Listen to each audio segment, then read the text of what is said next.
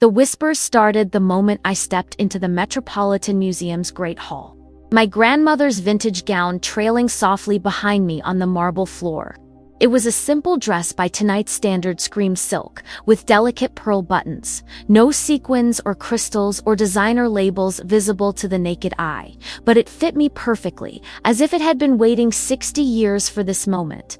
For this granddaughter who had inherited more than just fabric and thread. Oh my! I heard Vivian Ashworth murmur to her cluster of admirers, her voice pitched just loud enough to carry. How? Quaint. I suppose not everyone received the memo about this being a formal event. Her laughter was like champagne, bubbles effervescent and sharp, designed to cut without leaving visible wounds. Around her, the other women smiled with the practiced cruelty of those who had turned exclusion into an art form. Their gowns were architectural marvels Valentino, Versace, custom Chanel that cost more than most people's annual salaries.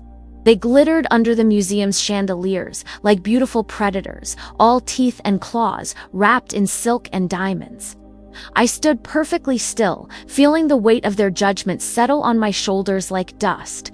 This was the annual Arts Preservation Gala, where New York's cultural elite gathered to celebrate their patronage of the arts while competing to see who could spend the most on a single evening's costume.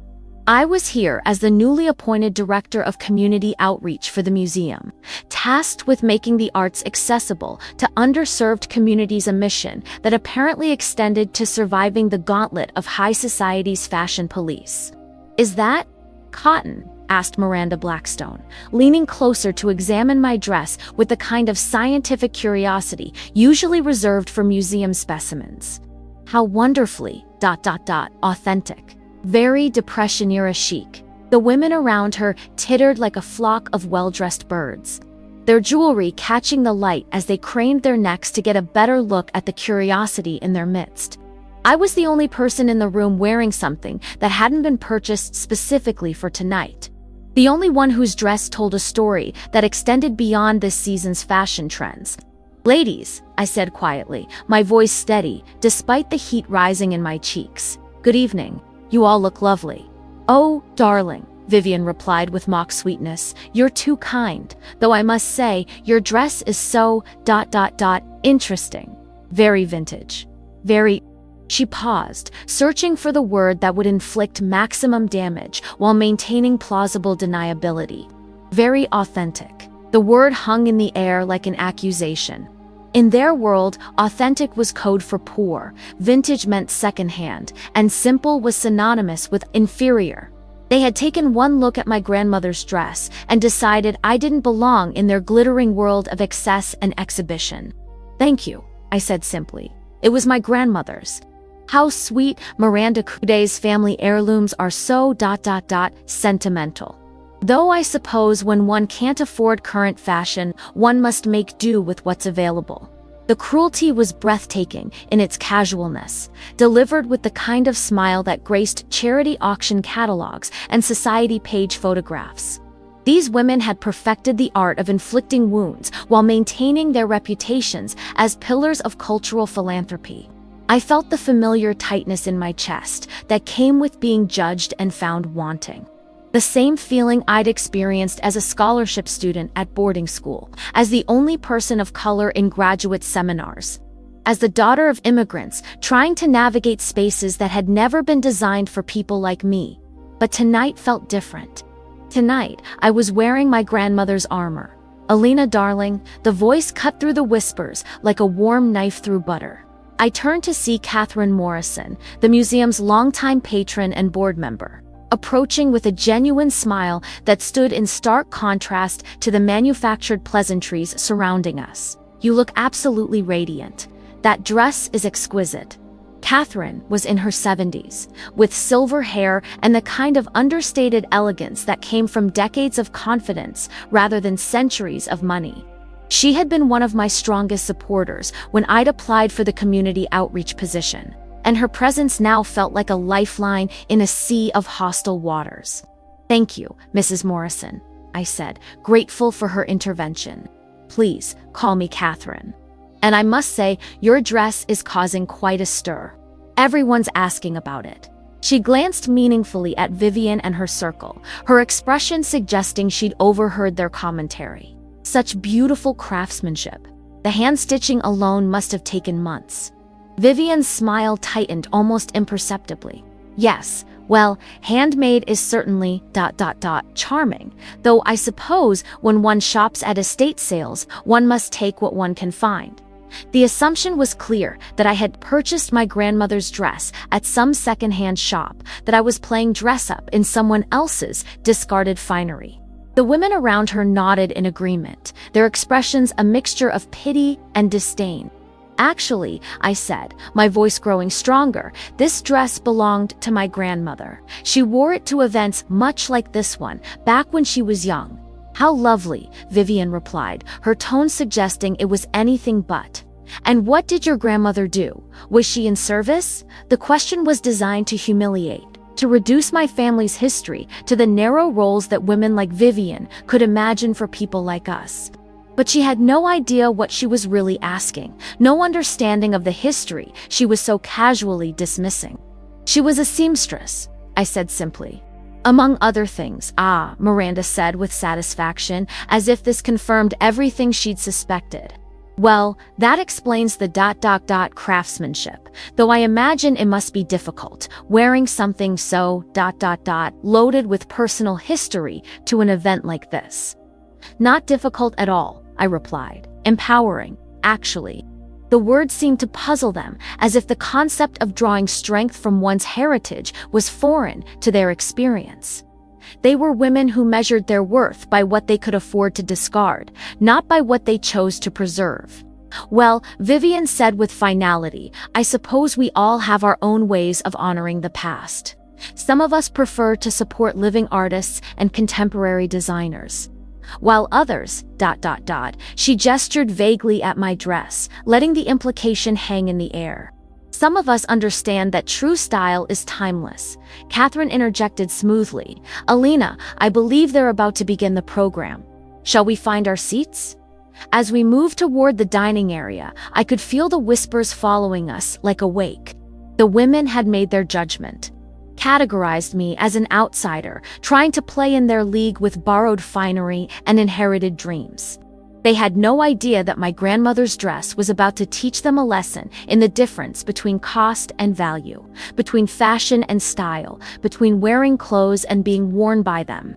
The dining room was a masterpiece of event planning, round tables draped in ivory linens, centerpieces of white orchids and candlelight, place settings that probably cost more than most people's monthly rent.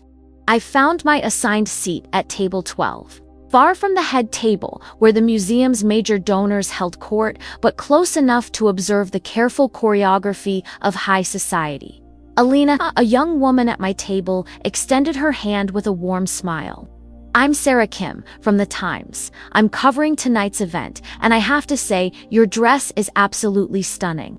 The detailing is incredible." "Thank you," I said, settling into my chair and feeling the silk adjust around me like a familiar embrace. "It's quite old."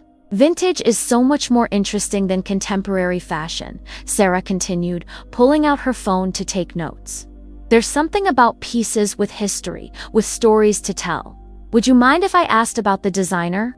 The construction is so sophisticated." Before I could answer, Vivian's voice carried over from the neighboring table. "Oh, that little dress? It's homemade, darling.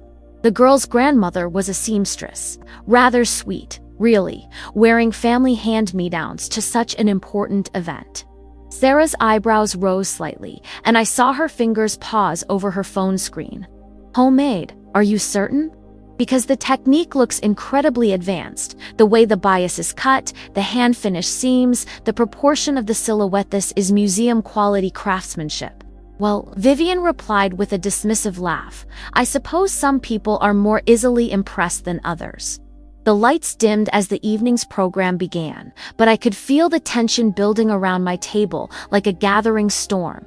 Sarah was studying my dress with the kind of professional attention that suggested she knew more about fashion history than Vivian had assumed.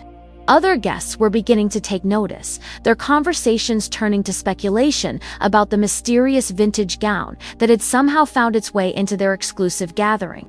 As the museum's director took the stage to welcome the assembled guests, I thought about my grandmother, about the young woman who had worn this dress to events where she was often the only person who looked like her, who had navigated spaces designed to exclude her with grace and determination and an unshakable belief in her own worth. She had taught me that true elegance came from within, that confidence was the best accessory, and that sometimes the most powerful statement was the simplest one. Tonight, surrounded by women who measured their value by the labels in their closets, I was about to discover just how prophetic her lessons had been. The whispers about my simple gown were about to become something else entirely. But first, the evening had to unfold, the program had to progress, and the truth about what I was wearing had to emerge in its own time. As the director began his remarks about the importance of preserving artistic heritage, I smiled to myself. If only he knew that one of the most significant pieces of fashion history in the room was sitting quietly at table 12. Waiting for its moment to remind everyone that true artistry transcends time, trends, and the narrow imaginations of those who mistake price tags for pedigree. I excused myself during the salad course, needing a moment away from the subtle barbs and sideways glances that had followed me throughout dinner. The museum's sculpture garden provided a refuge from the glittering intensity of the gala, its moonlit pathways offering the kind of peace that only comes from being surrounded by art that has outlasted the critics who once dismissed it. The October air was crisp against my skin, and I pulled my grandmother's silk shawl, part of the same set as the dress, more tightly around my shoulders. Through the floor-to-ceiling windows of the dining room, I could see the gala continuing without me, the careful choreography of high society proceeding according to its ancient rhythms. Hiding out here too, I turned to find Dr. James Chen, the museum's chief curator, approaching with 2 cups of coffee. He was a man in his 60s with kind eyes and the slightly rumpled appearance of someone who spent more time with artifacts than with people. "Not hiding," I said, accepting the warm cup gratefully. "Just ... processing." "Ah," he settled onto a nearby bench, his gaze following mine to the party beyond the glass. "The vultures have been circling, I take it." I saw Vivian Ashworth holding court earlier, and she had that particular gleam in her eye that usually means someone's about to be eviscerated for the entertainment of her followers. "They don't approve of my dress." Dr. Chen studied me more carefully, his curator's eye taking in details that the society women had missed or chosen to ignore. "That's a remarkable piece you're wearing. The construction is extraordinary, hand-sewn if I'm not mistaken. The silk has that particular luster that only comes from vintage fabric, and the cut, it's very sophisticated, very European. My grandmother made it herself." "Did she, indeed?" His interest sharpened. "She must have been quite skilled. This kind of work requires years of training, an understanding of fabric and form that goes far beyond basic seamstress skills." Through the windows, I could see Sarah Kim, the Times reporter, showing something on her phone to the people at her table. Their expressions suggested surprise, perhaps even shock, as they looked from the screen to the windows where I stood in the garden. "Dr. Chen," I said slowly, "what do you know about fashion history? Specifically, about designers who worked in the 1940s and 50s. "More than I probably should, given that my expertise is supposed to be in ancient artifacts," he replied with a smile. "But fashion is art, and art is my passion." "Why do you ask?"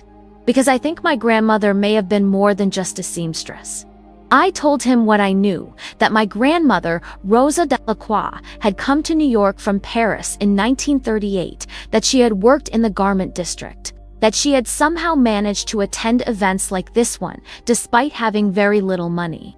I told him about the trunk in my mother's attic, filled with sketches and fabric samples, and photographs of dresses that looked like they belonged in museums. Dr. Chen listened intently, his expression growing more interested with each detail. "Rosa Delacroix," he repeated slowly. "That name, it sounds familiar. Would you mind if I made a few calls?" I have colleagues who specialize in mid-century fashion history. Of course, but Alina Sarah Kim's voice interrupted us as she hurried into the garden. Her phone clutched in her hand, and her expression one of barely contained excitement. I need to ask you something, and please forgive me if this sounds crazy, but 'tis your grandmother Rosa Delacroix. The question hit me like a physical blow. How did you? Because I just spent the last 20 minutes researching vintage fashion and your dress.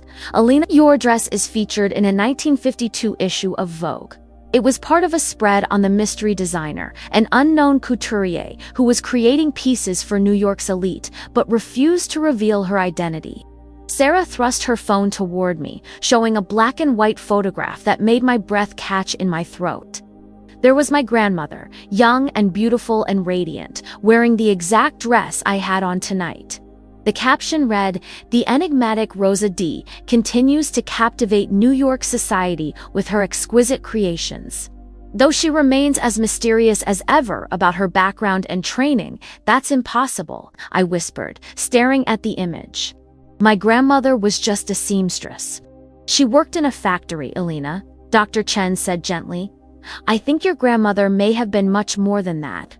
Rosa Delacroix, that's who she was one of the most sought-after designers of her era. She created pieces for some of the most influential women in New York, but she was incredibly secretive about her identity and her methods. But why? Why would she hide who she was? Sarah was scrolling through more articles on her phone, her excitement growing with each discovery.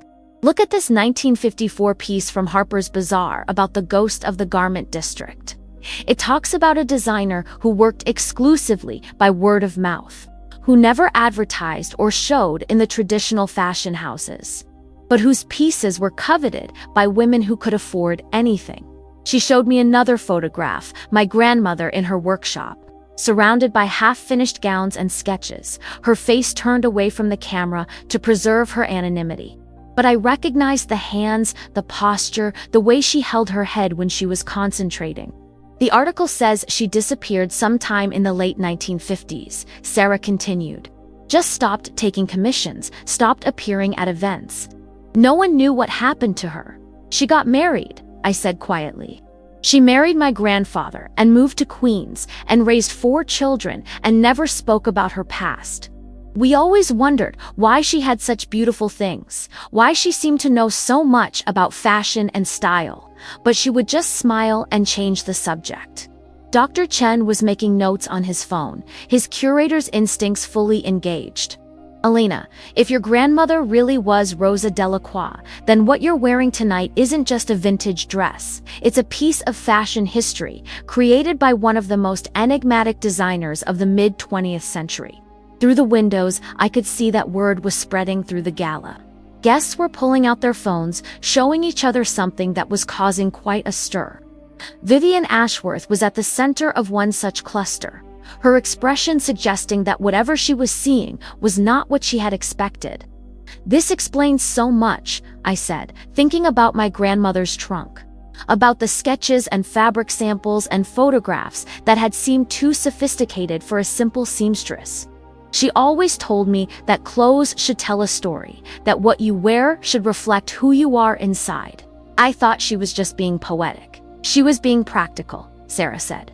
Look at this quote from a 1953 interview, one of the few she ever gave. Fashion is not about impressing others. It is about expressing the truth of who you are, regardless of what others expect you to be. That's Rosa Delacroix talking about her design philosophy. The words hit me like a revelation. My grandmother hadn't just made beautiful clothes, she had created a philosophy of style that transcended trends and price tags and the narrow expectations of society. She had understood that true elegance came from authenticity, not from labels or logos or the approval of others. The women inside, I said slowly, they mocked this dress because they thought it was homemade, because they assumed it was cheap and simple and beneath their standards. They mocked it because they didn't recognize genius when they saw it, Dr. Chen said firmly. Rosa Delacroix's pieces are in private collections around the world. Museums would kill to have an authenticated piece from her workshop. What you're wearing tonight is worth more than everything else in that room combined, not because of its monetary value, but because of its artistic and historical significance.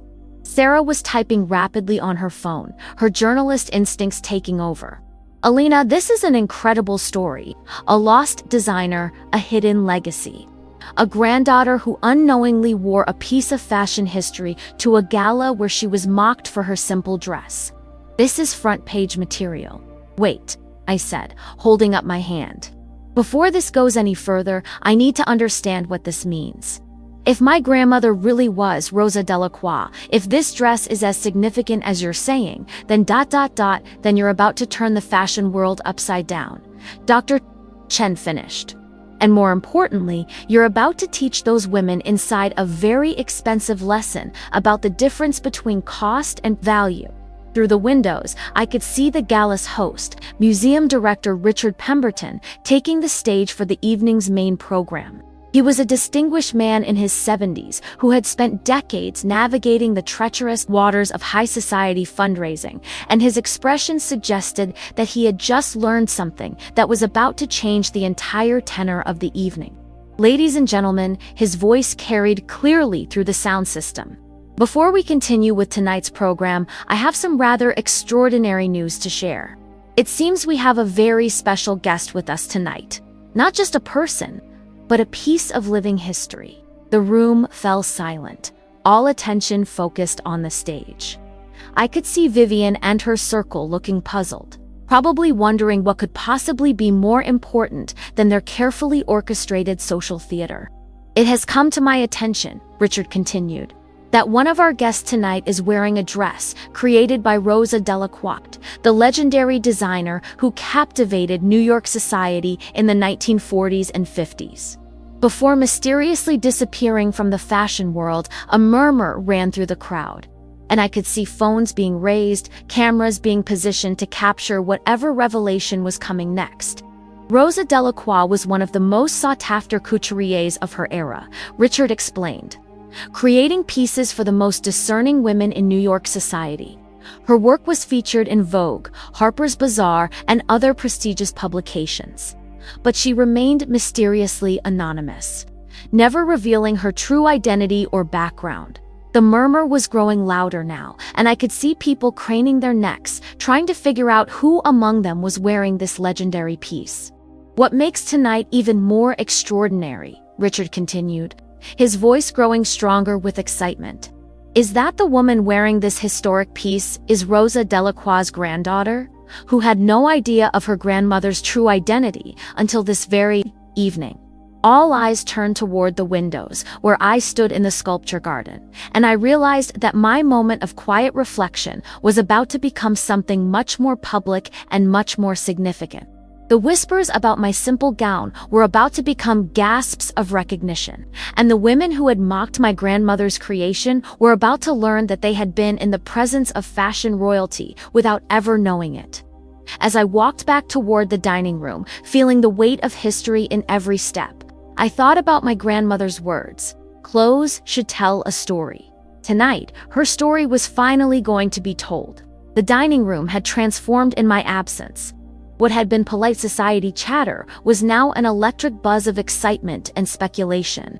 Guests were huddled around phones, showing each other images and articles that Sarah Kim and others had been frantically researching. The carefully orchestrated evening had become something unscripted and authentically the kind of moment my grandmother would have appreciated. As I made my way back to my table, I could feel the shift in how people looked at me. The dismissive glances had been replaced by curious stares, the whispered mockery by urgent conversations about fashion, history, and lost designers. Vivian Ashworth sat frozen at her table, her expression a mixture of shock and something that might have been embarrassment. Alina, Richard Pemberton, approached me with the kind of excitement that comes from discovering treasure in an unexpected place. I hope you don't mind the announcement, but when Dr. Chen called me with the news, well, this is extraordinary. Absolutely extraordinary.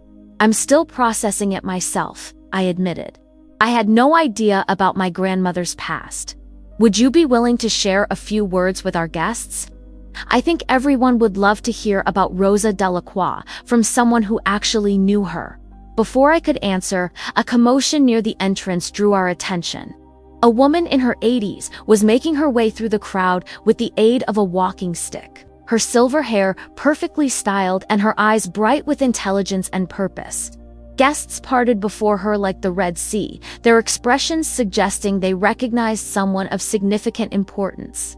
"Is that Richard?" began, his voice trailing off in amazement. "Margot Fontaine," Dr. Chen confirmed, appearing at my elbow, the fashion historian. "She literally wrote the book on mid-century American couture. What is she doing here?" The answer became clear as Margot approached our group, her gaze fixed intently on my dress. She moved with the careful precision of someone who had spent decades studying the details that others missed. And her expression suggested she was seeing something that confirmed a long-held theory. "Excuse me," she said, her voice carrying the authority of someone accustomed to being heard. "Are you Rosa Delacroix's granddaughter?" "Yes, ma'am." "Alina Delacroix Santos." Margot's eyes lit up with the kind of joy that comes from solving a mystery that has haunted you for decades. "My dear, I have been searching for Rosa Delacroix for over 40 years. She was the most talented designer of her generation, and when she disappeared in the late 1950s, it was one of fashion's greatest unsolved mysteries." She gestured toward my dress with reverence. "This piece, I remember it from the Vogue shoot in 1952. It was part of a collection she called Invisible Elegance, designs that would make the wearer feel beautiful without announcing themselves through ostentation. The craftsmanship is extraordinary. You knew my grandmother. I knew her work. I was a young fashion journalist then, and I spent years trying to get an interview with her. She was incredibly elusive, incredibly private, but her designs, they were revolutionary in their subtlety. Their understanding of how clothes could empower rather than merely decorate. Margot pulled out a worn leather portfolio, extracting photographs and clippings that looked like they'd been treasured for decades. "Look at the Saw 1954 editorial about the mystery of Rosa D. The writer speculated that she must have trained in Paris, that she understood couture techniques that were rarely seen outside the great fashion houses. She showed me a photograph of a dress that looked remarkably similar to the one I was wearing, the same attention to detail, the same sophisticated understanding of how fabric should move with the body, the same ineffable quality that made simple seem sublime. Your grandmother created pieces for some of the most influential women of her era," Margot continued. "Eleanor Roosevelt wore a Rosa Delacroix design to a state dinner. Grace Kelly was photographed in one of her creations. But Rosa herself remained a ghost, appearing at events but never seeking credit. Creating masterpieces but never claiming recognition. But why?" I asked. "Why would she hide such incredible talent?" Margot's expression grew thoughtful. "I have a theory about that. Rosa Delacroix arrived in New York in 1938, just as the fashion world was becoming increasingly commercial and competitive. She may have chosen anonymity as a form of artistic freedom, creating for the love of creation rather than for fame or fortune. Or," Dr. Chen added quietly, "she may have been protecting herself. The fashion world of the 1940s and 50s wasn't always welcoming to women who didn't fit certain expectations, especially women of color or women from immigrant backgrounds." The observation hit me like a revelation. My grandmother had been a woman of mixed heritage, French and Afro-Caribbean, at a time when such complexity was often seen as a liability rather than an asset. Her anonymity may have been less about artistic choice and more about survival in a world that wasn't ready to celebrate her full identity. "She told me once," I said slowly, "that the most powerful thing a woman could do was to define herself rather than let others define her." I thought she was talking about confidence, but maybe she was talking about something deeper. "She was talking about revolution," Margot said firmly. "Rosa Delacroix revolutionized fashion by proving that true style comes from within, that the most beautiful clothes are the ones that enhance rather than overwhelm. That elegance is about authenticity rather than ostentation." Around us, the gala guests were beginning to understand the magnitude of what they were witnessing. Phones were out, recording every word of our conversation. Fashion bloggers were typing frantically, and I could see several museum board members having urgent discussions about the implications of this discovery. "Alina," Richard Pemberton said, "I know this is overwhelming, but would you consider allowing us to display some of your grandmother's pieces? If you have more of her work, it could be the foundation for an extraordinary exhibition. I have a trunk full of her things. Sketches, fabric samples, photographs, and several other dresses. I never understood their significance until tonight." "My dear," Margot said, her voice trembling with excitement, "you may have one of the most important collections of mid-century American fashion in private hands. Rosa Delacroix's work belongs in museums, in fashion schools, in the hands of scholars who can study and preserve her techniques." Through the crowd, I could see Vivian Ashworth approaching, her expression carefully composed, but her eyes betraying a mixture of curiosity and what might have been regret. The women who had mocked my simple dress were trailing behind her, their earlier confidence replaced by uncertainty. "Alina," Vivian said, her voice lacking its earlier edge. "I wanted to. That is, I hope you'll forgive my earlier comments. I had no idea about the significance of your dress." "You had no idea about the significance of any dress that didn't come with a designer label and a 5-figure price tag," I replied quietly. "That's exactly the problem my grandmother was trying to address with her work." Vivian's composure flickered. "I don't understand. My grandmother believed that true style couldn't be bought," I explained. "She created pieces that would make women feel beautiful and confident, regardless of their background or their bank account. She understood that clothes should serve the person, not the other way around." "But surely," Miranda Blackstone interjected, "the value of fashion lies in its exclusivity, in the prestige of owning something that others cannot afford." "Does it?" Margot asked, turning to face the group of society women with the patience of a teacher addressing particularly slow students. Rosa Delacroix's philosophy was the opposite. She believed that beauty should be accessible, that style should be democratic, that the purpose of fashion was to help people express their authentic selves rather than to signal their economic status. "That's a lovely sentiment," Vivian said carefully. "But surely you must admit that there's something to be said for supporting contemporary designers, for investing in current fashion rather than clinging to the past. There's everything to be said for supporting good design, regardless of when it was created," I replied. "But there's nothing to be said for dismissing something as inferior simply because it doesn't carry the right label or cost the right amount of money."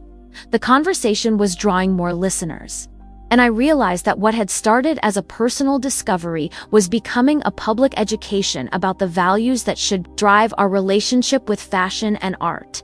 My grandmother's dress wasn't just making a statement about style, it was making a statement about substance. Alina Sarah Kim approached with her phone and a photographer in tow. "Would you be willing to do a brief interview?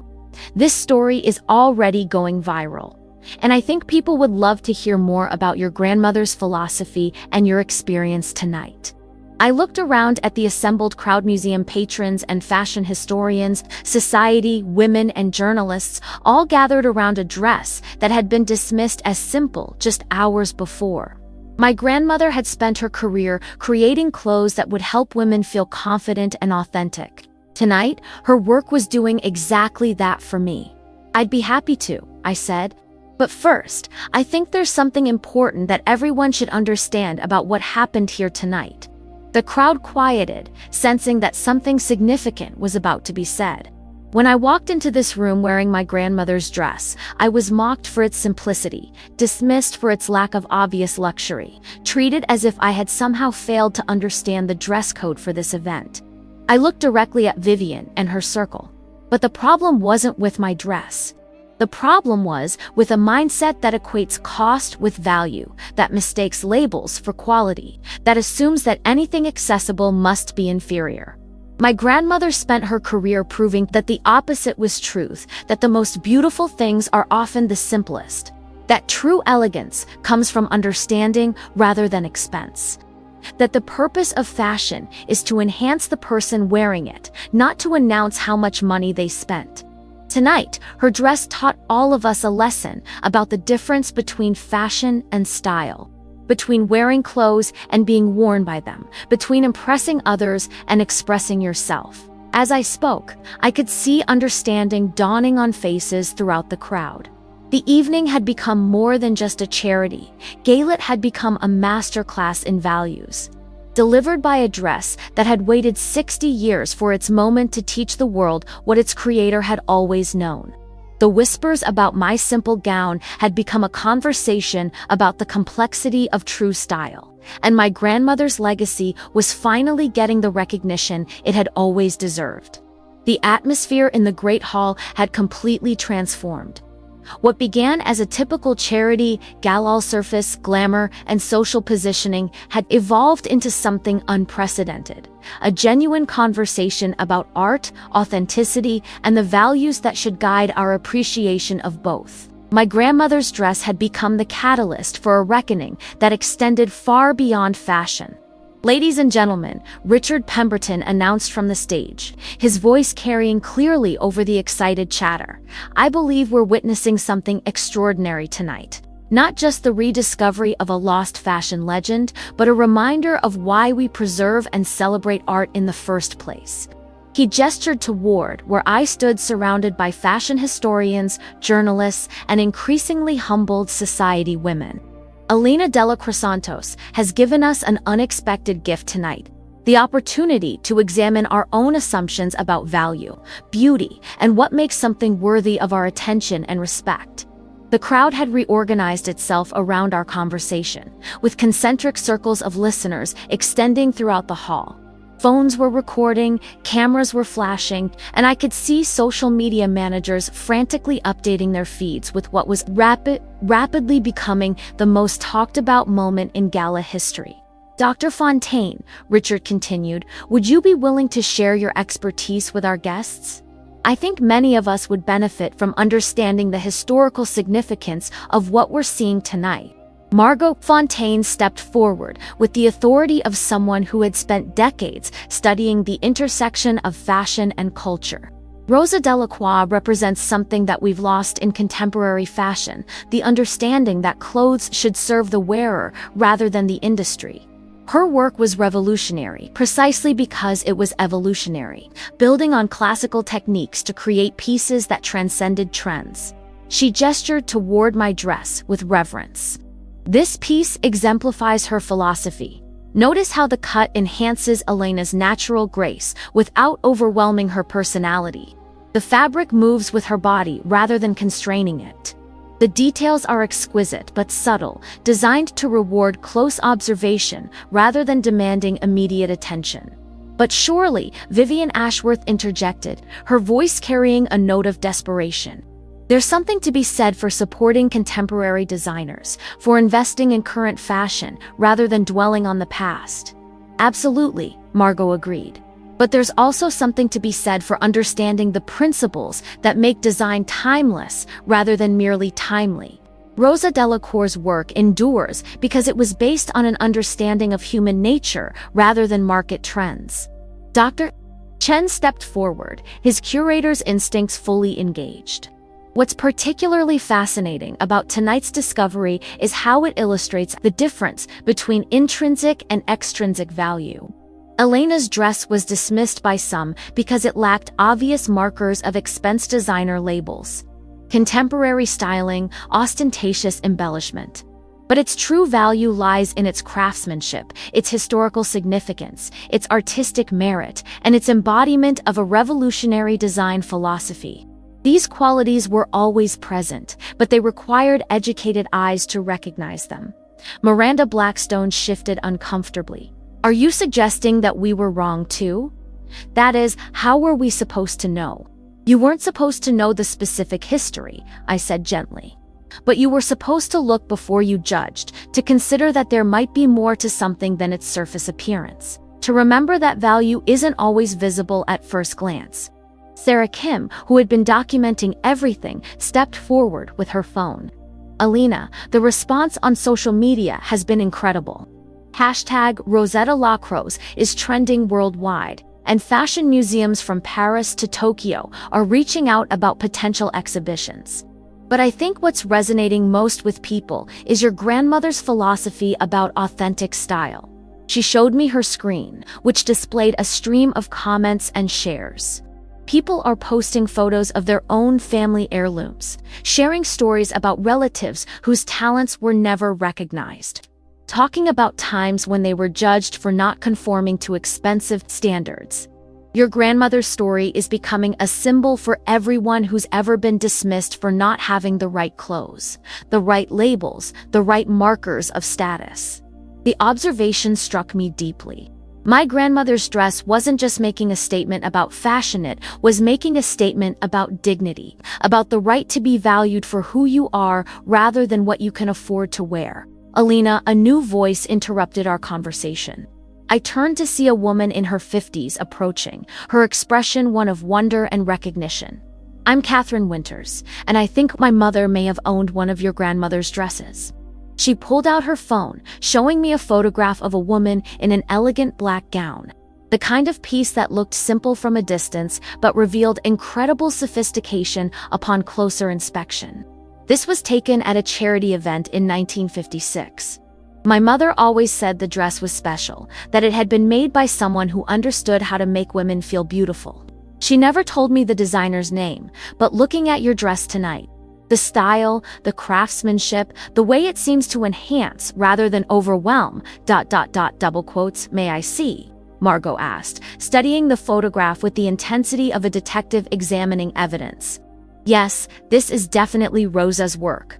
See how the neckline frames the face? The way the fabric drapes to create the illusion of height. These are signature techniques. More people began approaching with their own stories, their own photographs, their own memories of mysterious dresses that had seemed too sophisticated for their supposed origins. It became clear that my grandmother's influence had been far more extensive than anyone had realized, that she had been quietly dressing New York's elite while maintaining her anonymity. This is remarkable, Richard said, his excitement growing with each new revelation. We're not just discovering one lost designer, we're uncovering an entire hidden chapter of American fashion history. And we're learning something important about how we value art and artists, Dr. Chen added. Rosa Delacroix created masterpieces that were appreciated by their wearers but never properly credited to their creator. How many other artists have been lost to history because they didn't fit conventional expectations about who deserves recognition? Vivian Ashworth had been unusually quiet during this exchange, but now she stepped forward with an expression that suggested she was struggling with something difficult. Alina, she said, her voice lacking its earlier confidence, I owe you an apology.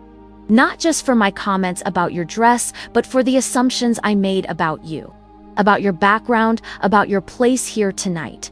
The admission seemed to cost her considerable effort, and I could see her friends watching with expressions of surprise and discomfort. I've spent so many years in this world, Vivian continued, that I forgot there were other ways of understanding value, other definitions of what makes something worthy of respect.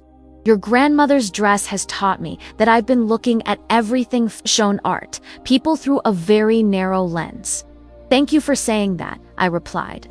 But I hope you understand that this isn't really about my dress or even about my grandmother's work. It's about the assumptions we make, the judgments we pass, the way we decide who belongs and who doesn't based on surface appearances. You're right, Vivian said quietly, and I'm ashamed to realize how often I've been wrong. The conversation was interrupted by the arrival of another unexpected guest, a young woman in her 20s who approached with the kind of nervous excitement that suggested she had something important to share.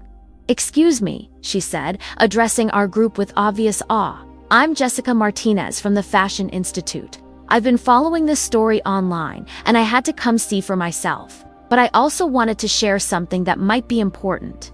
She pulled out a tablet, showing us what appeared to be a digitized archive of fashion sketches and photographs. We've been working on a project to preserve the work of unrecognized designers from the mid-20th century. We have a collection of sketches and photographs that were donated anonymously in the 1980s. labeled only as the Rosa collection. The sketches were unmistakably my grandmother's work, the same elegant lines, the same understanding of how fabric should move, the same philosophy of enhancement rather than ostentation. If these are authentic Rosa Delacroix pieces, Jessica continued, then we have documentation of an entire body of work that was thought to be lost. This could revolutionize our understanding of mid-century American fashion. Margot Fontaine was practically vibrating with excitement. My dear, this is the discovery of a lifetime.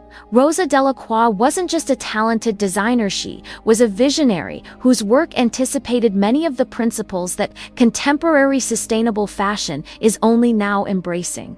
As the evening continued and more pieces of my grandmother's story emerged, I found myself thinking about the woman who had created not just beautiful clothes, but a philosophy of beauty that transcended her era. She had understood something that the fashion world was only beginning to rediscover, that true style comes from authenticity, that elegance is about confidence rather than cost, that the purpose of clothing is to help people express their best selves. The whispers about my simple gown had become a celebration of complexity, and my grandmother's hidden legacy was finally receiving the recognition it had always deserved. But more than that, her dress had started a conversation about values that extended far beyond fashion, a conversation about how we see each other, how we judge worth, and what we choose to celebrate in our society. As I looked around at the transformed gathering, society women questioning their assumptions, fashion historians rewriting their understanding of the era, young designers discovering new inspiration, I realized that my grandmother's greatest creation wasn't any single dress.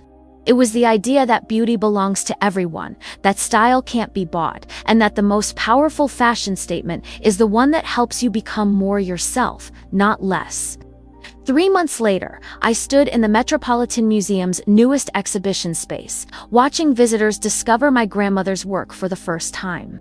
Rosa Delacroix, the hidden revolutionary, had become the most popular fashion exhibition in the museum's history, drawing crowds from around the world who came to see the designs that had challenged conventional notions of luxury and style.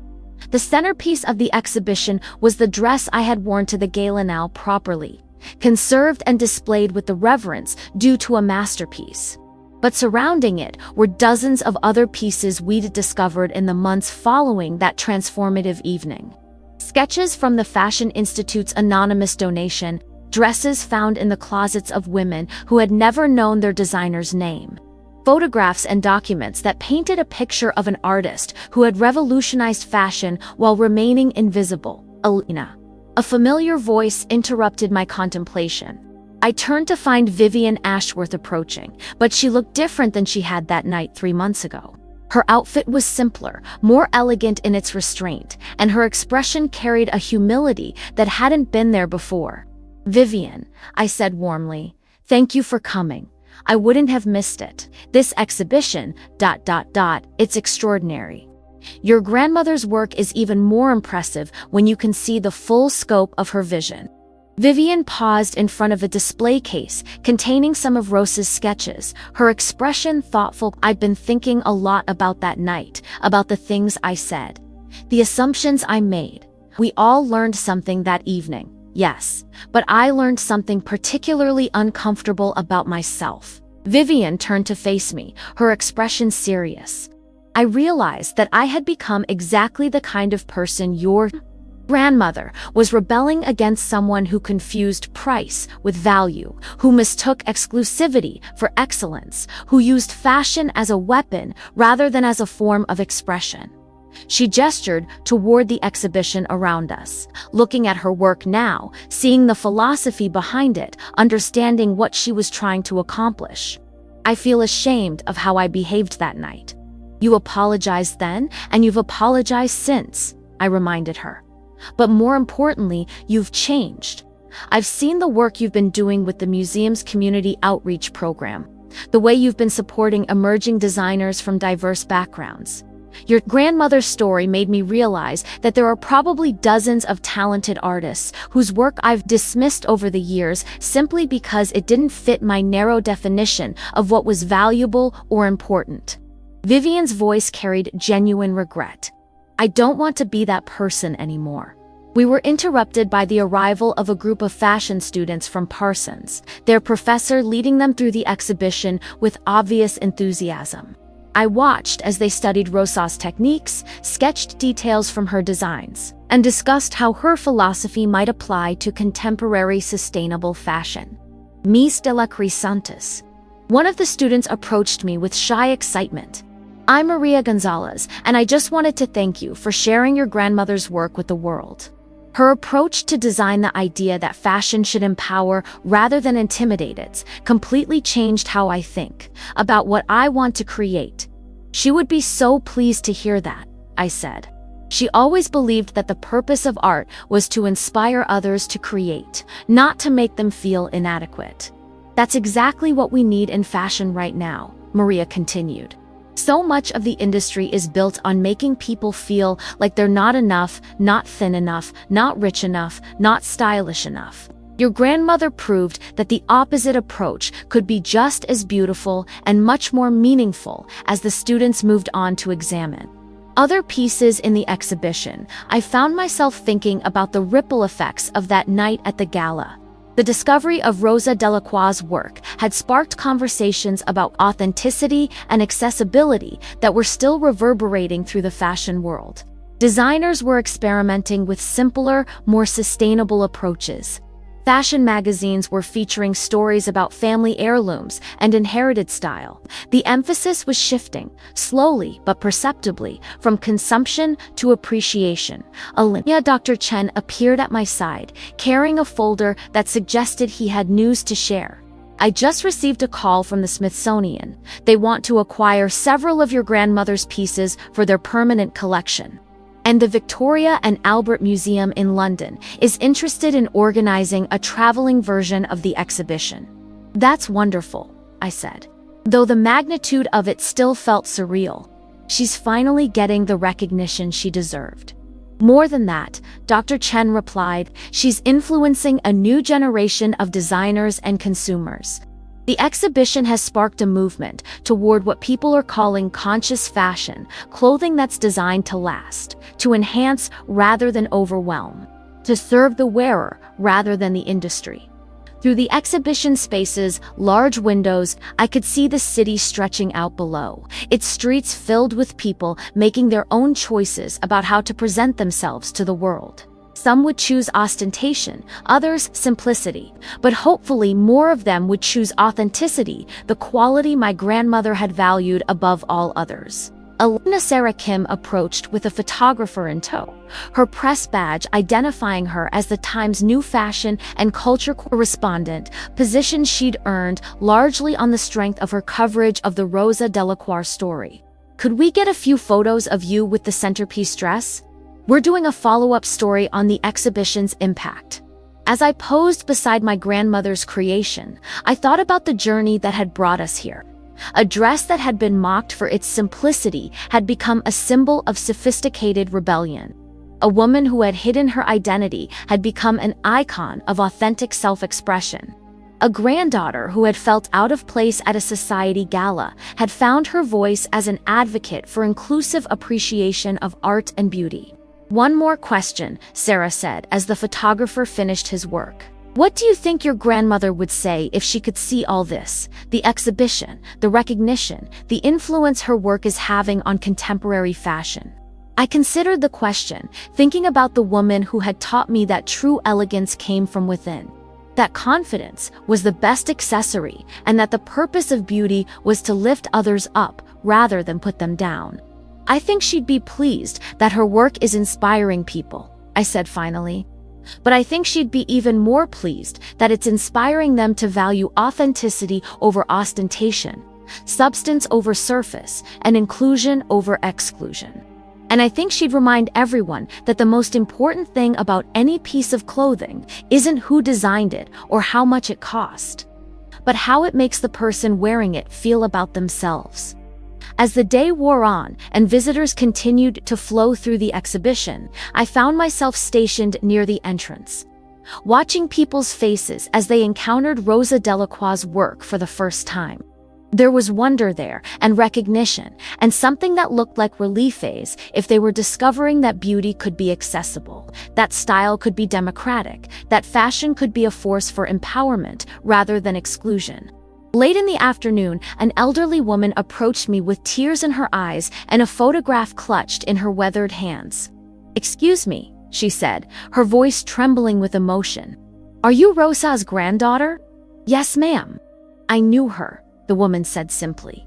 "I worked with her in the garment district in the 1940s. She was the kindest person I ever met and the most talented. She used to say that every woman deserved to feel beautiful, regardless of her circumstances."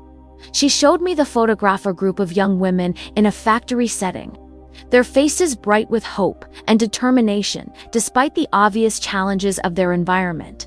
In the center, unmistakably, was my grandmother, young and radiant and surrounded by friends who clearly adored her. "She made this dress for me," the woman continued, gesturing to a simple but elegant garment worn by one of the women in the photograph. "For my wedding day, I couldn't afford anything fancy, but she said every bride deserved to feel like a princess. She worked on it in her spare time, never asked for payment, just wanted me to be happy." "That sounds exactly like her," I said, feeling tears prick my own eyes. "When I heard about the exhibition, I had to come. I had to see if people finally understood what a special person she was." The woman looked around at the crowds admiring Rosa's work, her expression one of deep satisfaction. She would be so proud to see this, to know that her message about beauty and dignity is still reaching people. As the museum prepared to close and the last visitors reluctantly made their way toward the exits, I remained in the exhibition space, surrounded by my grandmother's legacy and the evidence of its continuing impact. The dress that had been dismissed as simple had become the centerpiece of a movement toward more authentic, more inclusive, more meaningful engagement with fashion and beauty.